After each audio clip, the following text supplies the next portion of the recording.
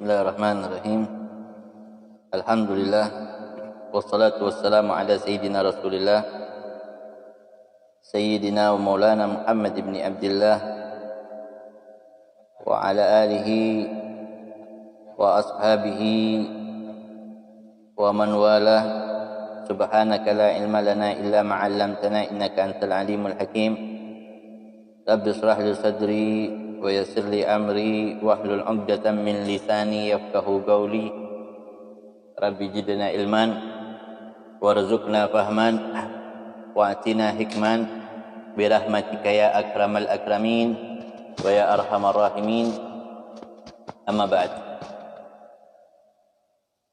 Kita masih membahas keutamaan demi keutamaan yang ada di dalam ibadah puasa, terlebih khusus tatkala kita berada di bulan yang mulia, di bulan yang agung, di bulan yang istimewa, yaitu syahrul Ramadan, bulan Ramadan yang penuh dengan keberkahan, berlimpah di dalamnya ganjaran serta pahala yang Allah Subhanahu wa taala berikan kepada hamba-hamba yang ingin meraih keridhaan Allah dalam keadaan iman pada Allah Subhanahu wa taala. Kembali kita membahas kitab Asrarus Shaum, rahasia-rahasia puasa yang dikarang oleh Hujjatul Islam Abu Hamid Muhammad bin Ahmad Al-Ghazali At-Tusi radhiyallahu an wa nafa'ana bihi wa bi'ulumihi fid dharain amin.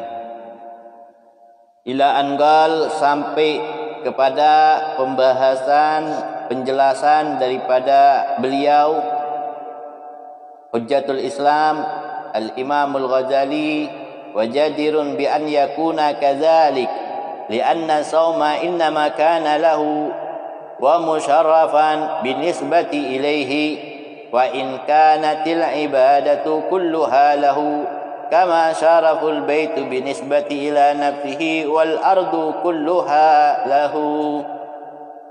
Nah, kita sudah membahas beberapa hari tentang keutamaan demi keutamaan Ramadan, keutamaan demi keutamaan puasa yang telah dijelaskan oleh Hujjatul Islam Abu Hamid Muhammad Al-Ghazali. Al-Imam Al-Ghazali telah panjang lebar, baik Al-Qur'annya, baik Al-Hadisnya, baik perkataan ulamanya, dipaparkan oleh Al-Imam Al-Ghazali secara jelas. Nah, sehingga dengan hal yang demikian kita mengetahui dan kita memahami, sebagaimana malam kemarin juga sudah kita jelaskan, bahwa ibadah puasa ini adalah ibadah yang di dalamnya tidak ada seorang hamba pun, perhatikan, tidak ada seorang hamba pun yang bisa mengetahui, memahami dan mengukur kebesaran daripada pahala puasa itu. Nggak ada. Sehingga sebesar apa sih pahala puasa itu, nggak ada seorang hamba yang tahu. Walaupun seorang hamba ini dia memahami, mengetahui, mengerti keutamaan fadilah puasa, tahu dia. Faisal nih tahu. Kalau ditanya tentang keutamaan puasa, Faisal tahu dan mampu untuk menjabarkan dengan sedetil-detilnya keutamaan puasa. Tahu kalau puasa ini keutamaannya seperti ini, fadilahnya seperti ini, besarnya seperti ini. Tahu Faisal, apakah yang dijabarkan oleh Faisal itu adalah keseluruhan daripada pahala puasa orang yang berpuasa? Ternyata belum. Itu baru sebagian kecil dari pahala yang akan Allah Subhanahu wa taala berikan kepada orang yang berpuasa. Kenapa? Karena malam kemarin kita sudah membahas, Al-Imam Al-Ghazali menyatakan fala yadkhulu tahtal wahmin wa takdirin. Al-Imam Al-Ghazali mengatakan fala yadkhulu tahta wahmin wa takdirin. Kau kalau mau membahas masalah keutamaan puasa, mau membahas permasalahan pahalanya puasa, katanya Imam Al-Ghazali, nggak akan mampu kita membahasnya. Kenapa? Karena begitu besarnya, karena begitu agungnya, karena begitu istimewanya keutamaan puasa ini, sehingga apa yang terjadi tidak masuk di dalam benak, tidak pernah terhayalkan oleh manusia berapa besarnya ganjaran puasa ini. Tidak pernah. Ada tamu di luar, coba lihat. Ayo.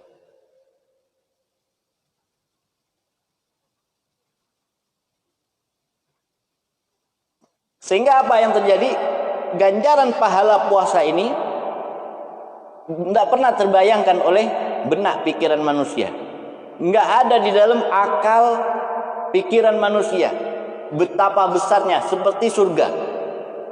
Kenikmatan surga kita mendapatkan gambaran surga dari ulama-ulama, dari para ustadz, dari para tuan-tuan guru, dari habaib-habaib kita, habaibuna, habaib kita menjelaskan, memafarkan tentang keutamaan daripada kenikmatan surga, isi surga, bidadari surga, sungai yang ada di surga, makanan yang ada di surga, buah-buahan yang ada di surga, dijelaskan oleh para ulama kita. Akan tetapi baginda Nabi Muhammad SAW menyatakan apa? La ainun ra'at, wala udhunun sami'at, wala khatara ala qalbil basar. La ainun ra'at, kenikmatan surga ini belum pernah sama sekali dipandang oleh mata manusia. Wala udhunun sami'at, kenikmatan surga ini belum sama sekali terdengar. Belum sama sekali terdengar di telinga manusia. Maksudnya apa? Kita sudah dengar. Maksudnya kenikmatan yang besar dari surga itu, inti-intinya surga sama sekali belum pernah kita dengar. Begitu nikmatnya surga, begitu besarnya surga, begitu luasnya surga, sehingga dinyatakan apa? Wala khatara ala qalbil basar, tidak pernah terlintas sama sekali di dalam benak pikiran manusia tentang surga tersebut. Sehingga tidak ada manusia yang mampu menghayalkan surga itu, enggak ada. Manusia mampu menghayalkan rumah yang mewah, mampu menghayalkan kendaraan yang megah, yang mewah, mampu menghayalkan harta yang berlimpah, tetapi mereka tidak mampu menghayalkan surga. Manusia mampu menghayalkan pesawat, sehingga apa yang terjadi? Mereka membuat pesawat yang begitu mahal. Ente naik pesawat ratusan miliar, ratusan juta tiketnya. Ada nggak? Ada. Dia naiknya seperti raja-raja. Ada kamar mandi di dalamnya. Mau makan terserah ente mau makan berapa kali di dalam, seperti rumah sendiri. Dilayani dengan pramugari yang cantik. Itu pikirannya manusia. Agar apa? Agar orang senang di dalam pesawat, orang nggak bete di dalam pesawat, orang betah di dalam pesawat, orang tidak merasakan letih saat perjalanan memakai pesawat tersebut. Sehingga didesain dengan desain yang begitu indah, lalu diberikan pelayanan-pelayanan yang begitu istimewa, sehingga apa yang terjadi? Perjalanan yang berbelas-belas jam itu tidak terasa nikmat, malah betah. Wah, udah anak nggak mau turun ini di pesawat ini. Kalau bisa jangan ada berhentinya. Ya sudah, anak hidup di pesawat aja sudah. Nikmat. Itu pesawat. Nanti kalau naik kelas ekonomi bagaimana? Ya. Nanti kalau naik kelas ekonomi bagaimana?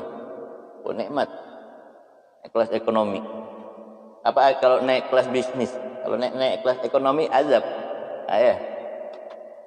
Kursinya sempit. Kalau bisa ya sudahlah, cepat-cepat ini. 12 jam perjalanan, wah kayak 1 hari 1 bulan. Ya. 12 perjalanan kayak satu bulan. Lama rasanya. Lama rasanya. Ayo. Lama rasanya. Masya Allah. Tapi kalau naiknya bisnis, wah naiknya kelas bisnis nikmat. Wah, nikmat. Naiknya kelas bisnis wajib. Makan tidur.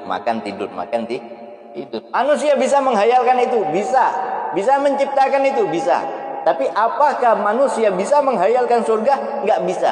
Berarti sehebat apapun pemikiran manusia tentang kemegahan dunia, mereka belum bisa menembus daripada batas surga, sehingga dia tidak akan pernah mampu membuat surga di dunia ini. Sehebat apapun mereka, setinggi apapun ilmunya, karena dia tidak mampu untuk menembus surga, maka dia tidak akan pernah mampu untuk menciptakan surga di alam dunia. Di alam dunia nggak ada. Surga itu hak Allah, milik Allah. Yang menciptakannya Allah, yang mendesainnya Allah, bukan desainan manusia. Sehingga surga itu nggak pernah rusak. Kalau desainan manusia rusak, sebagus apa pintu, semahal apa pintu, ketika pintu itu dibuat oleh manusia, maka pintu itu pasti akan rusak. Nah, ketika manusia nggak mampu menggambarkan surga, nggak mampu menghayal surga, maka manusia itu pun tidak mampu menciptakan surga. Manusia nggak mampu menciptakan surga. Ketika manusia tidak mampu menghayalkan pahala puasa, seperti itu. Manusia nggak mampu menghayalkan pahala puasa, maka manusia tidak bisa menciptakan pahala puasa.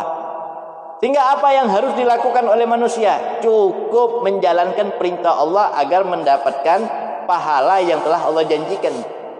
Nggak perlu ente bayangkan pahalanya. Ya cukup ente jalankan. Allah perintahkan kau puasa, Allah perintahkan engkau untuk menahan lapar, Allah perintahkan engkau untuk menahan haus, Allah perintahkan engkau untuk menahan syahwatmu. Sudah cukup kau jalankan itu. Masalah ganjarannya, masalah pahalanya, itu urusan Allah.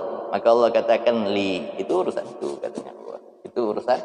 Itu urusanku, katanya Allah. Astagfirullahaladzim.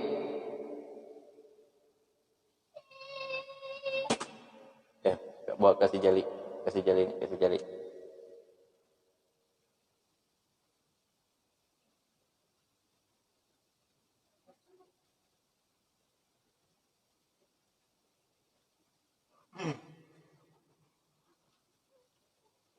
Ya, paham tum? Sampai di sini paham? Nah, jadi puasa itu haknya siapa? Puasa itu haknya Allah. Nah, puasa itu haknya Allah. Sebagaimana ganjarannya tidak ada satu manusia pun yang mampu untuk menghayalkannya, maka berarti puasa itu haknya Allah, milik Allah. Sebagaimana surga miliknya Allah, maka puasa itu adalah milik Allah. Jadi yang memberikan ganjarannya langsung kepada manusia itu Allah. Paham dah? Allah. Yang menilai Allah, yang menjaga Allah, yang memelihara Allah, yang memilih orang ini mampu untuk berpuasa, orang ini tidak mampu untuk berpuasa, itu pun Allah.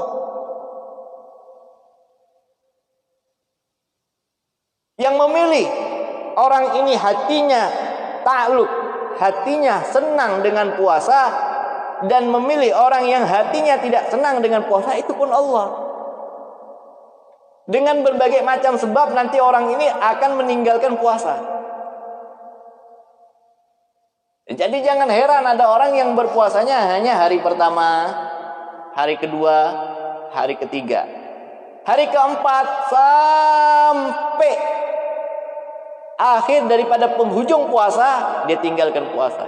Berarti Allah tidak memilih dia untuk mendapatkan apa yang Allah janjikan di dalam bulan Ramadan.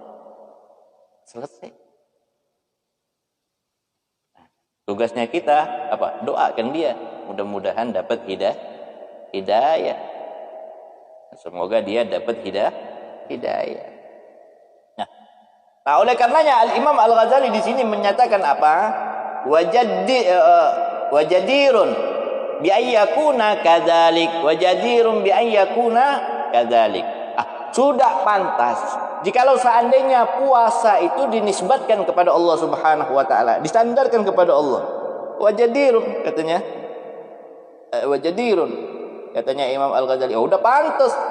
Karena manusia tidak mampu menilai dan memahami serta menghayalkan keutamaan pahala daripada puasa tersebut, yang tahu hanyalah Allah. Pahalanya sebesar apa tidak ada satu makhluk pun yang mengetahuinya illallah, terkecuali Allah. Maka sudah selayaknya dan sudah pantas kalau seandainya Allah Subhanahu wa taala menyatakan as-saumu li. Puasa itu milikku. Puasa itu milik saya. Contohnya begini. Dani punya rumah. Yang tahu isi rumah itu siapa? Yang tahu isi rumah itu siapa? Hah? Dani. Apakah si Rahmat tahu isi rumahnya Dani? Gak tahu. Pertanyaannya, ketika si Rahmat berada di rumahnya Dani, apa yang si Rahmat harus lakukan? Apa? Ya nurut aja apa katanya Dani. Masuk ke rumahnya Dani, sesuai peraturannya Dani, ya si Rahmat ikuti. Kata Dani, jangan masuk ke kamar saya, nggak perlu masuk ke kamar saya. Kalau seandainya si Rahmat melanggar peraturan yang ada di rumah Dani sehingga membuat Dani marah, apa yang terjadi? Bukan makanan, bukan minuman yang diberikan, bukan pelayanan yang layak yang Rahmat dapatkan, malah Rahmat akan diusir dari rumah Dani.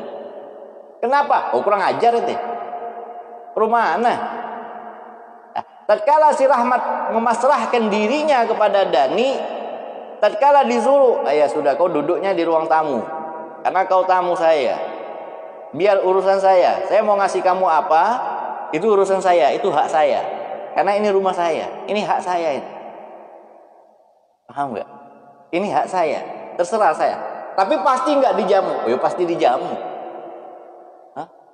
Hakun alal mazuri an yukrima zairahu. Haknya tuan rumah itu menjamu tamunya. Walaupun hanya dengan segelas air putih pasti dijamu. Tapi dengan adab, dengan akhlak, taat, tunduk, patuh terhadap aturan tuan rumah. Paham enggak?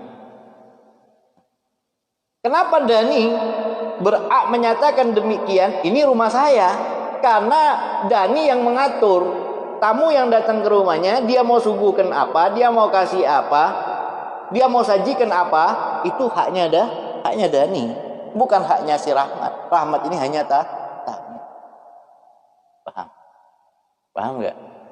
Yang tahu apa yang layak untuk si Rahmat, makannya, minumnya, siapa? Dani. Berarti rumah itu milik Dani.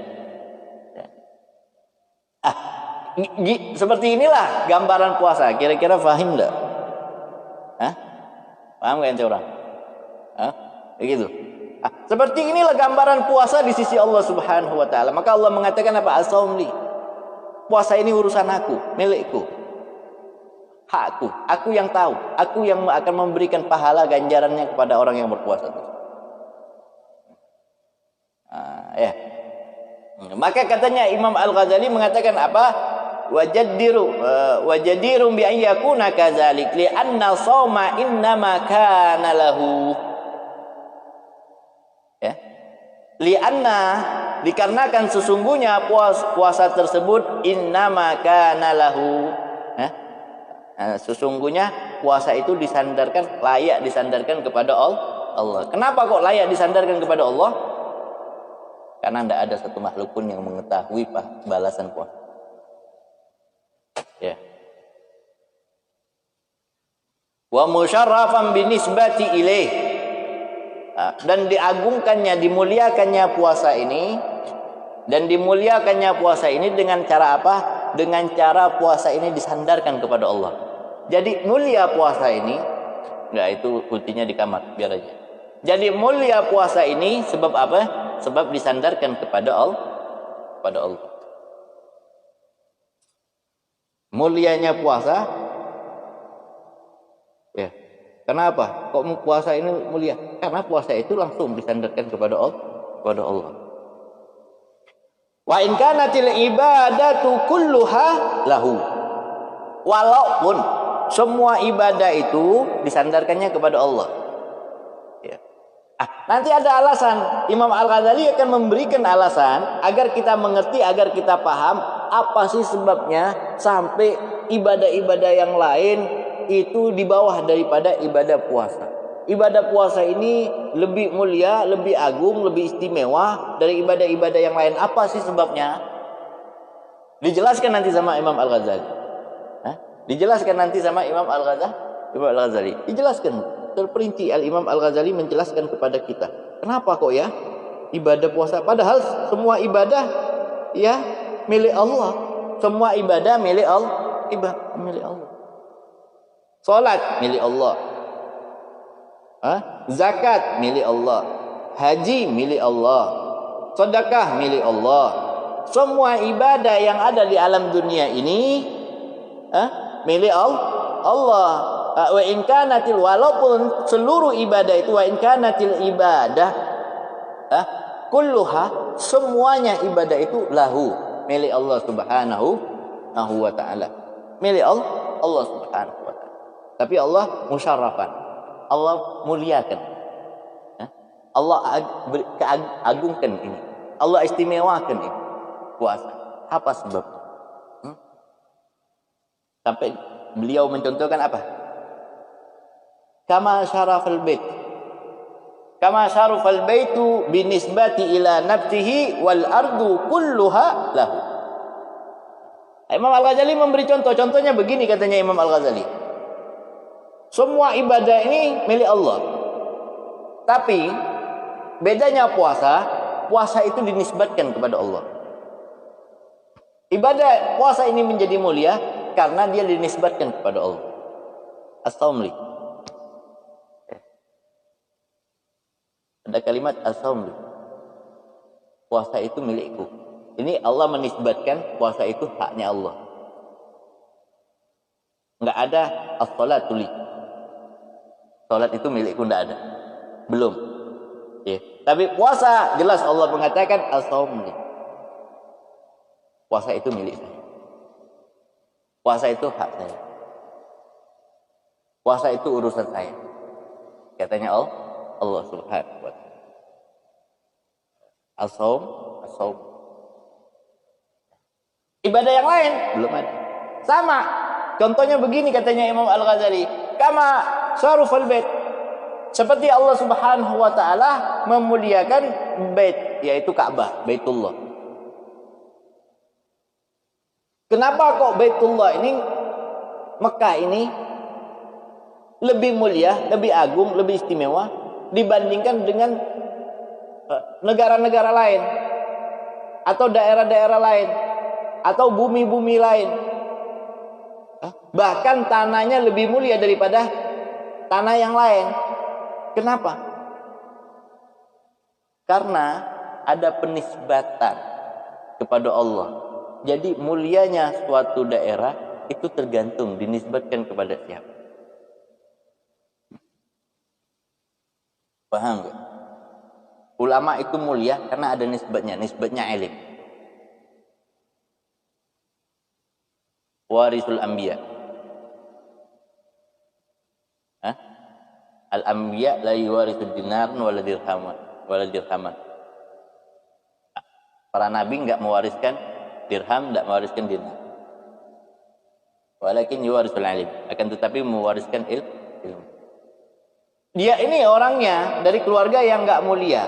Ketika dia mendapatkan ilmu, berarti dia mengambil warisannya nabi, warisannya rasul. Sehingga mulianya dia menjadi pewarisnya para anbiya. Kalau dia tidak mempunyai ilmu, ya nggak mulia-mulia dia kan begitu. Nah, mulianya suatu daerah itu tergantung nisbatnya kepada siapa. Kalau dia dinisbatkan kepada yang mulia, maka dia menjadi mulia daerah tersebut. Kalau dia dinisbatkan kepada sesuatu yang hina, dia akan menjadi hina. Paham nggak kira-kira? Baitullah, rumah. Padahal di muka bumi ini banyak nggak rumah? Banyak nggak masjid? Banyak masjid. Tetapi masjid yang paling mulia di muka bumi ini adalah Baitullah. Awwalu bait. Kenapa? Karena dia rumah pertama. Menjadi kiblatnya semua masjid. Bangunan masjid itu sederhana. Masjid itu sederhana. Kalau dibandingkan dengan apa namanya, gedung-gedung perkawinan, hampir sama. Tapi kenapa kok gedung ini nggak mulia, sedangkan masjid ini menjadi mulia? Karena masjid ini nisbatnya kepada Baitullah, kepada Baitul rumah Allah yang pertama adalah Ka'bah. Karena Ka'bah ini dimuliakan oleh Allah, maka seluruh bangunan yang dinisbatkan kepadanya maka menjadilah bangunan itu mulia. Ente bangun bentuk rumah seperti masjid, tetapi ente tidak nisbatkan kepada Ka'bah, ente nggak sandarkan kepada Ka'bah, rumah itu nggak mulia. Ente bangun rumah ente sama seperti masjid, atau ente bangun rumah ente mirip dengan Ka'bah, tetapi itu rumahmu, mulia nggak? Tak mulia. Paham nggak? Gitu maksudnya. Nah, sehingga beliau mencontohkan apa? Kama syarufal baitu binisbati ila nafsihi. Sebagaimana sebuah rumah yang dinisbatkan ila nafsihi kepada Allah Subhanahu wa taala, maka rumah ini menjadi mulia. Ya. Wal ardu kulluha, sedangkan ardu, tanah ini semuanya, muka bumi ini semuanya itu kan milik Allah. Samarinda milik Allah bukan? Ka'bah milik Allah bukan? Rumah anak ini milik Allah bukan? Kenapa enggak menjadi mulia?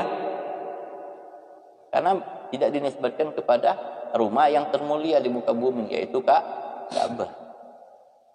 Masjid itu milik Allah bukan? Mulia bukan?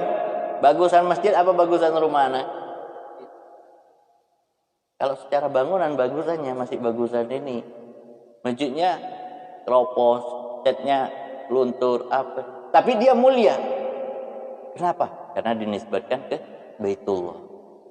Rumahnya Allah Subhanahu wa ta'ala. Makanya lima'nayain, maka hal yang demikian ini puasa menjadi mulia, puasa menjadi diagungkan, diistimewakan oleh Allah Subhanahu wa ta'ala karena memiliki dua makna, katanya Imam Al-Ghazali. Ada tersimpan dua makna di dalam puasa. Kenapa puasa menjadi mulia? Kenapa puasa menjadi teristimewa?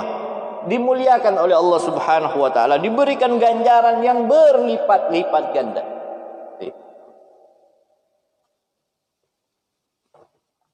Karena punya dua makna. Berapa menit tuh?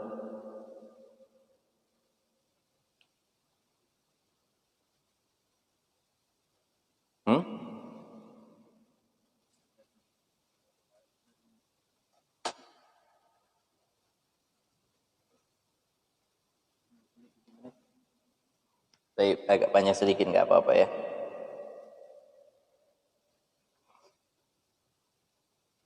Ada dua makna yang terkandung di dalam puasa, sehingga puasa ini menjadi mulia, sehingga puasa ini menjadi agung. Jadi harus paham. Kenapa puasa ini menjadi mulia, istimewa ini puasa.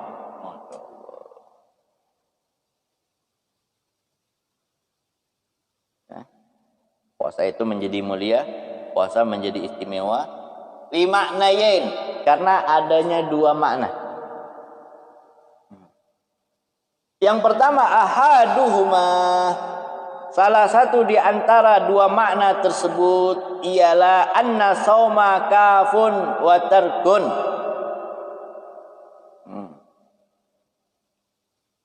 Kenapa? Karena kenapa kok ibadah puasa ini lebih mulia dibandingkan ibadah-ibadah yang lain? Ya, puasa ini lebih mulia, lebih istimewa, dimuliakan oleh Allah dibandingkan ibadah-ibadah yang lain. Ada apa ini? Ternyata di dalamnya memiliki dua makna, dua arti. Yang pertama apa? Satu di antara dua makna ini ialah anna saumah kafun wa tarkun. Sifatnya puasa ini tuh. Mulianya puasa karena ada sifatnya puasa. Seseorang itu mulia kalau dia memiliki sifat mulia, dia akan mulia. Itulah. Ya. Kalau seseorang itu memiliki sifat mulia, dia pasti akan mulia. Kalau seseorang tidak memiliki sifat mulia, dia tidak akan menjadi mulia. Nah, gitu ya. Puasa ini menjadi mulia karena sifatnya. Sifatnya puasa ini. Sifatnya puasa itu apa? Kafun wa tarkun. Ya, kafun wa tarkun. Apa? Mencegah dan meninggalkan. Ini sifatnya puasa. Kafun, mencegah atau tidak sama sekali melakukan. Wa tarkun, dan meninggalkan. Jadi sifatnya puasa ini, inna sauma, sesungguhnya puasa itu, apa sih puasa itu? Puasa itu ialah kafun wa tarkun. Kafun wa tarkun. Mencegah dan meninggalkan. Jadi dia ibadah puasa, ibadah yang berbeda dengan ibadah-ibadah yang lain itu puasa. Puasa ini mulia karena ada perbedaan. Kalau ibadah yang lain, dia bukan meninggalkan tetapi melakukan.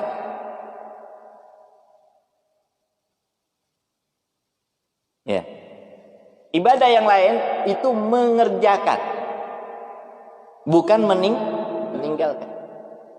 Salat, ente kerjakan apa yang diperintahkan di dalam salat. Kalau ente tinggalkan, maka ente berdosa. Beda dengan sifatnya puasa. Puasa ini sifatnya apa? Puasa ini sifatnya kafur wa tarkun. Mencegah.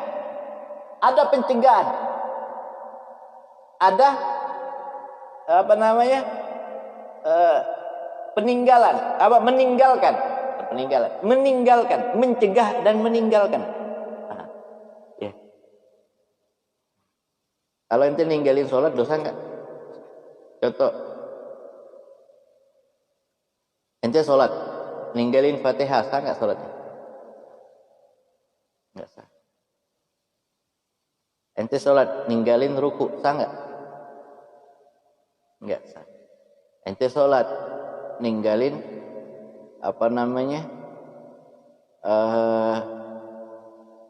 tahiyat, sah enggak sah. Ente haji, ninggalin wukuf di Arafah, sah enggak?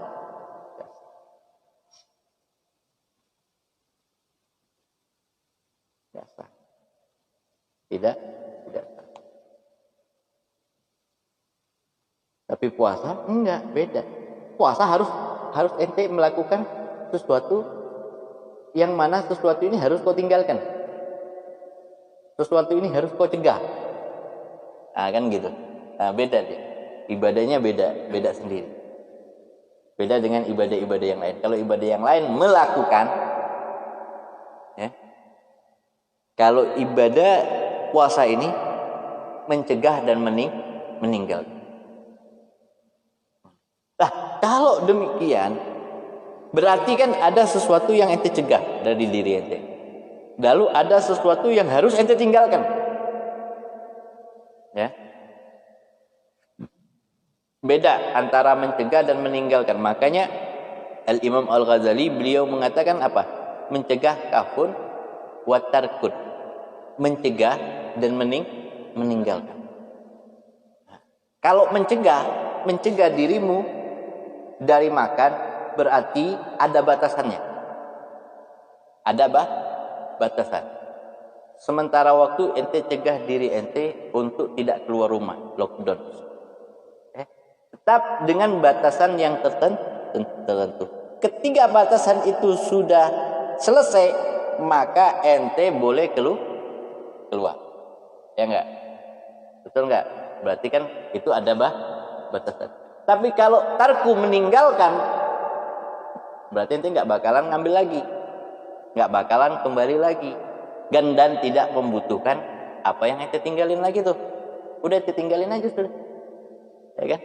Seperti membuang. Nah, berarti di dalam puasa ada pencegahan, ada sesuatu yang ditinggalkan sama sekali. Paham nggak kira-kira? Paham nggak? Nah, sehingga perbuatan ini nggak ada yang tahu terkecuali kamu dan Allah. Nggak ada yang tahu terkecuali kamu dan Allah Subhanahu wa ta'ala. Nggak ada yang tahu.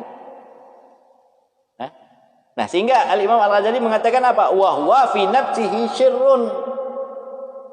Nah, sehingga ibadah ini pada hakikatnya puasa ini apa rahasia? Puasa ini adalah ibadah yang rahasia. Kalau sholat, orang tahu ente sholat. Ente sholat di masjid, orang tahu. Tapi kalau ente puasa, enggak. Orang enggak tahu. Ente puasa, apa ente enggak puasa, orang enggak tahu. Contoh, di dalam puasa ada kafun, pencegahan. Dicegah dari makan dan minum. Serta segala sesuatu yang dapat membatalkan, mencegah diri dari makan dan minum dan segala sesuatu yang dapat membatalkan puasa.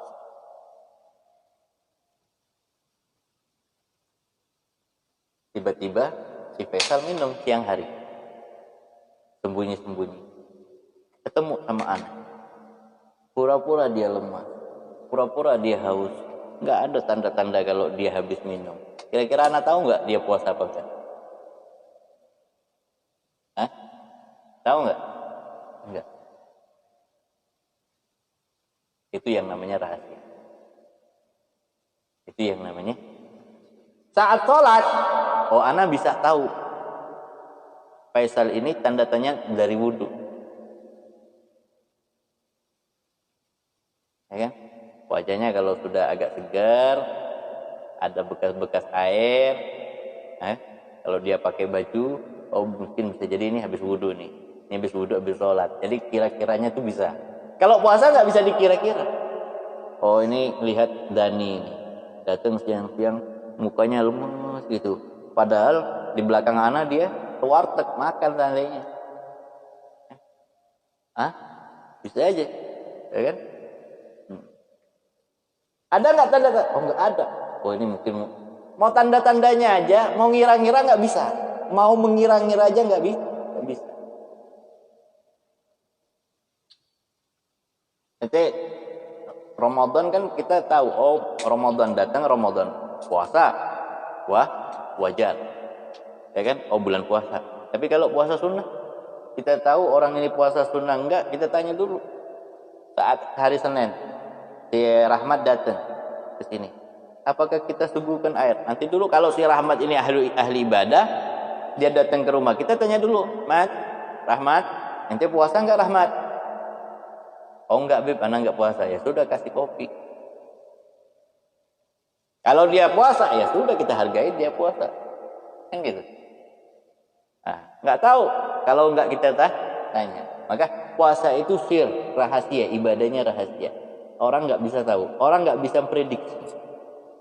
Memprediksi aja nggak bisa. Tahu, jangankan tahu, prediksi aja nggak bisa. Sehingga yang tahu apa? Bainahu wa bainallah. Antara dia dengan Allah. Allah aja yang tahu. Ana nggak tahu Faisal puasa apa enggak. Tapi Allah tahu. Jadi yang tahu orang itu puasa ataupun orang itu nggak puasa hanya Allah dan dia. Hanya Allah dan dia. Maka dikatakan apa? Sir. Puasa itu rahasia. Ya, sifatnya aja udah rahasia. Nggak bisa terdeteksi. Apa ente waktu siang telinga ente dideketin di perutnya. Kalau keroncongan gerorok. Iya kalau perut yang sering bunyi. Perutnya nggak bunyi. Bukan berarti orang lapar itu keroncongan juga gerorok. Nggak ada. Kan begitu ya? Nah.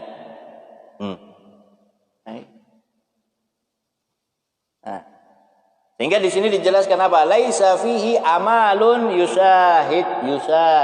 Sehingga tidaklah di dalam puasa itu amalannya ada yang mampu untuk menyaksikan. Amalan puasa itu nggak ada yang bisa menyaksikan. Maksudnya manusia itu nggak bisa memprediksi orang ini puasa atau nggak bisa. Kecuali udah jelas-jelas di mata dia, oh ini makan nih, baru tahu dia. Kalau nggak bisa. Suami sahur sama istri, turun ke pasar, tiba-tiba di pasar dia makan, pulang pura-pura seperti orang loyo. Aduh, panas tadi di pasar ya, haus. Padahal di pasar gelas-gelasnya, masya Allah, di warungnya, disembunyiin. Apalagi yang jual-jual baju itu disembunyiin di bawah-bawah bajunya. Dia minum goro-goro sampai buka puasa, wah dia yang kayak betul-betul orang puasa. Padahal nggak puasa di pasar, udah makan. Nah, istrinya tahu, nggak tahu. Bang, nanti mau dibangunin sahur aja lagi. Oh iya dek, bangunin sahur. Sahur ya. Masya Allah. Masya Allah. Kaza. Mudah-mudahan jangan seperti itu. Iya. Istrinya dibohongin, dia nggak tahu dia bohongin Allah itu. Allah ngelihat, ini pang katanya nanti di neraka. Kenapa? Karena laisa fihi amalun yusyahid. Ini amalan yang tidak bisa disaksikan. Fajami'u amali ta'ati bimusyahidin.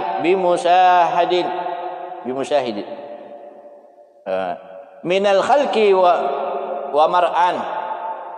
Sedangkan amalan-amalan yang lain itu amalannya bisa disaksikan oleh orang lain, bisa disaksikan oleh orang lain.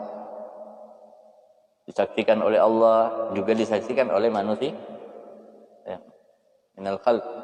Allah menyaksikan, ente salat, Allah saksikan, orang lain nyaksikan enggak? Nyaksikan. Ente salat di rumah, Allah nyaksikan, istri ente nyaksikan enggak? Nyaksikan. Karena ente nyaksikan enggak? Nyaksikan. Tapi puasa, makanya dikatakan wasom, dan adapun puasa la yarahu illallah ta'ala.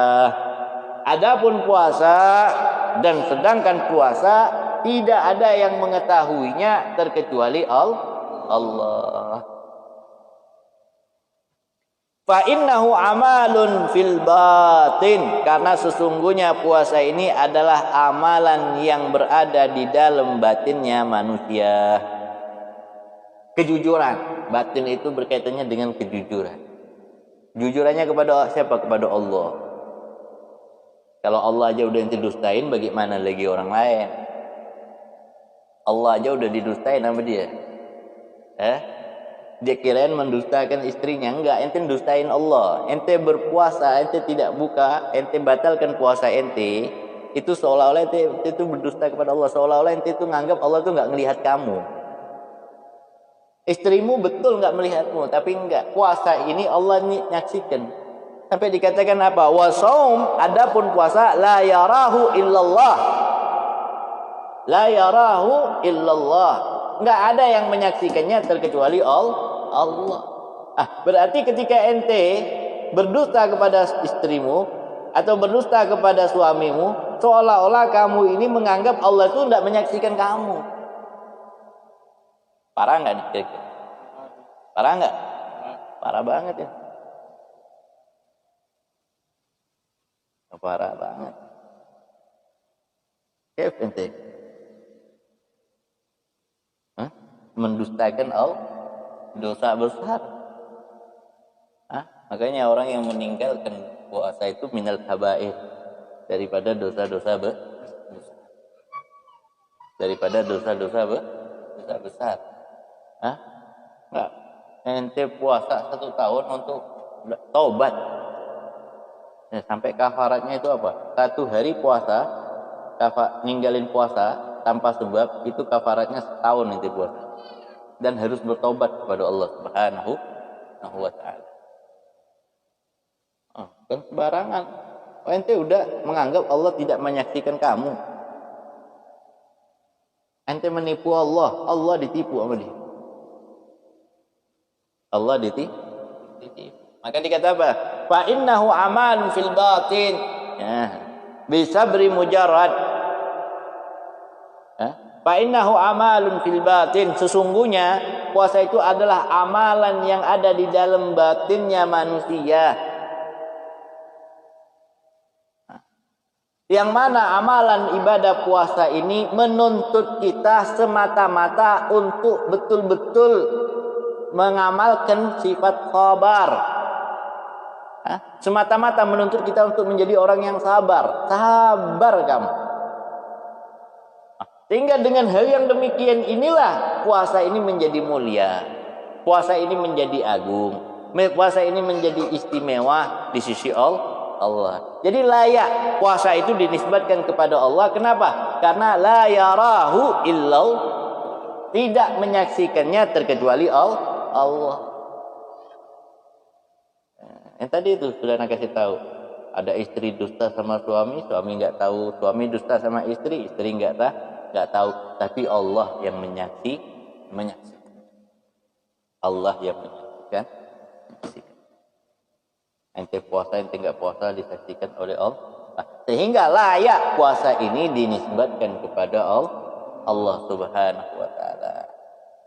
Lalu adapun rahasia yang kedua yang menyebabkan puasa ini dimuliakan oleh Allah dan layak dinisbatkan kepada Allah Subhanahu wa taala, wasani, dan yang kedua apa? Insyaallah malam besok kita akan jelaskan ya rahasia yang terkandung yang kedua sehingga puasa itu layak untuk dinisbatkan kepada Allah Subhanahu wa taala. Biar ente dan penonton penasaran. Wallahu a'lam bishawab.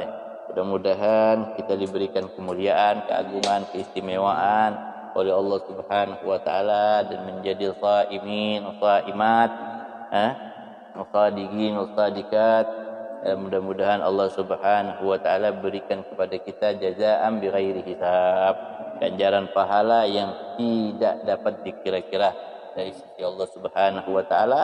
Tatkala kita meninggal dunia, dimasukkan ke dalam surga melalui bab Rayyan, pintu surga yang diberi nama Ar-Rayyan, yang dikhususkan oleh Allah Subhanahu wa taala hanya untuk orang-orang yang berpuasa. Semoga Allah Subhanahu wa taala mengangkat wabah, bencana, malapetaka corona dari Indonesia dan dari seluruh negara-negara, terkhusus negara muslim, dan mudah-mudahan Allah Subhanahu wa taala menyembuhkan orang-orang yang tertimpa penyakit tersebut, dan Allah selamatkan kita, keluarga kita dari berbagai macam penyakit yang kecil maupun yang besar, yang nampak maupun yang tidak nampak, bijahin nabi wa ali baitin nabi wa ashabin nabi wa bisyri asraril Fatihah. Bismillahirrahmanirrahim. Taqabbalallahu minkum.